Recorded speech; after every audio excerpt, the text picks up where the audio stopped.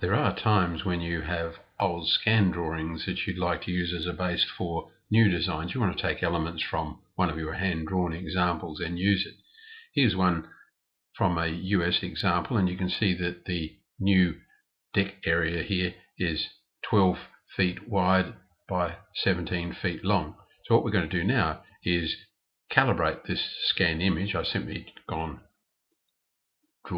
insert raster image and navigated to the location of the scanned image, and now what I want to do is to scale this image up.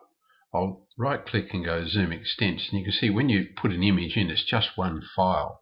It's got handles on each corner, but it's just one file. There's no intelligence there. They're simply individual dots. So we want to scale it. What I tend to do is change my drawing color, and I'll come over here to where drawing color is currently set by layer. Perhaps what I might do is to move the object properties toolbar and put it underneath, which is where it sits by default when you install the software. So I'm going to set drawing color to red. The reason for that is I'm going to draw a line from the inside of this decking area through there where it's marked on the hand drawing 17 feet. And we draw in the imperial system in the US in decimal feet. So what I'm going to do now is to draw a line from, let's zoom in and make it as accurate as we can, from that point there across, making sure that our line goes horizontally so that tracking must be on, and click from there to there. So in goes a line. I'll go to its properties and we'll scroll down to the bottom of the properties and see how long it is.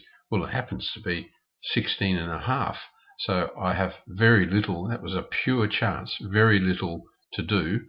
I need to scale the drawing up just a little to make it match, so I need to scale it by 17 over 16.5. Now I'll go to my calculator and work that out for us. So we start the calculator and do our calculation. So it's 17 divided by 16.575, which will be close enough for what we want. And we say, what does that equal? It equals 1.0256. 1.0256. And we can put the calculator away. Now select the image, right click and scale.